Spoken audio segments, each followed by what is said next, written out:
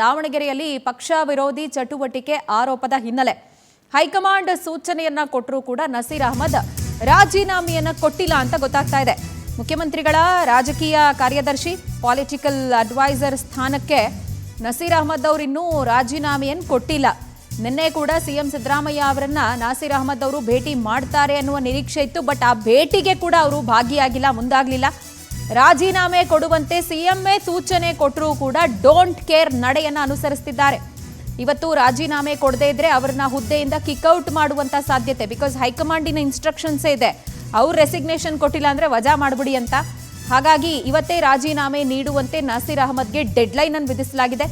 ನಿನ್ನೆ ಸಚಿವ ಜಮೀರ್ ಅಹಮದ್ ಖಾನ್ ಜೊತೆಯಲ್ಲಿ ನಸೀರ್ ಅಹಮದ್ ಸಮಾಲೋಚನೆ ನಡೆಸಿದ್ದಾರೆ. ಇದೀಗ ಅವರ ನಡೆ ತೀವ್ರವಾದಂಥ ಕುತೂಹಲಕ್ಕೆ ಕಾರಣವಾಗ್ತಾ ಇದೆ. ನೋಡಿ, ಇದು ಯಾಕೆ ಇಷ್ಟು ಇಂಪಾರ್ಟೆಂಟ್ ಆಗುತ್ತೆ ಅನ್ನೋದನ್ನ ನಾನು ಹೇಳ್ತೀನಿ.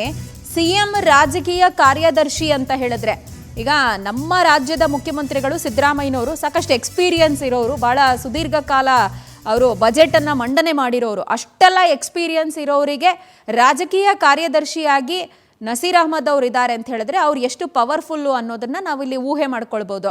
ಅವರು ಇದೀಗ ಪಕ್ಷ ವಿರೋಧಿ ಚಟುವಟಿಕೆಯನ್ನು ನಡೆಸಿದ್ದಾರೆ ಅನ್ನುವಂಥ ಆರೋಪ, ಒಂದು ಅಸಮಾಧಾನ. ಹಾಗಾಗಿ ಹೈಕಮಾಂಡು ಅವರಿಗೆ ರಾಜೀನಾಮೆಯನ್ನು ಕೊಡಬೇಕು ಅಂತ ಹೇಳಿ ಸೂಚನೆ ಕೊಟ್ಟಿರೋದು. ಆ ಸೂಚನೆಯನ್ನು ಮುಖ್ಯಮಂತ್ರಿಗಳು ಕೂಡ ರವಾನೆ ಮಾಡಿದ್ದಾರೆ. ಬಟ್ ಸ್ಟಿಲ್ ನಸೀರ್ ಅಹಮದ್ ಅವರು ಅದನ್ನ ಕನ್ಸಿಡರ್ ಮಾಡ್ತಿಲ್ಲ, ಡೋಂಟ್ ಕೇರ್ ಅನ್ನುವಂಥ ನಡೆಯನ್ನು ಅನುಸರಿಸ್ತಾ ಇದ್ದಾರೆ. ಕಾಂಗ್ರೆಸ್ಸಿಗೆ ಆಬ್ವಿಯಸ್ಲಿ ಇದು ಮುಜುಗರ ಉಂಟು ಮಾಡುವಂಥ ಸಂಗತಿಯೇ. ಹಾಗಾಗಿ ಹೈಕಮಾಂಡಿನ ಮತ್ತೊಂದು ಇನ್ಸ್ಟ್ರಕ್ಷನ್ ಇದೆ, ಅವರೇ ರಾಜೀನಾಮೆ ಕೊಟ್ಟಿಲ್ಲ ಅಂತ ಹೇಳಿದ್ರೆ ವಜಾ ಮಾಡಿಬಿಡಿ ಅಂತ. ಹಾಗಾಗಿ ಇವತ್ತು ರಾಜೀನಾಮೆ ಸಲ್ಲಿಸೋದಕ್ಕೆ ಕೊಟ್ಟಿರುವಂಥ ಡೆಡ್ಲೈನ್ ಮೀರಿದ್ರೆ ಕಾಂಗ್ರೆಸ್ನಿಂದ ಕಿಕ್ಔಟ್ ಮಾಡುವಂಥ ಸಾಧ್ಯತೆಗಳು ದಟ್ಟವಾಗಿ ಕಂಡು ಬರ್ತಾ ಇದೆ.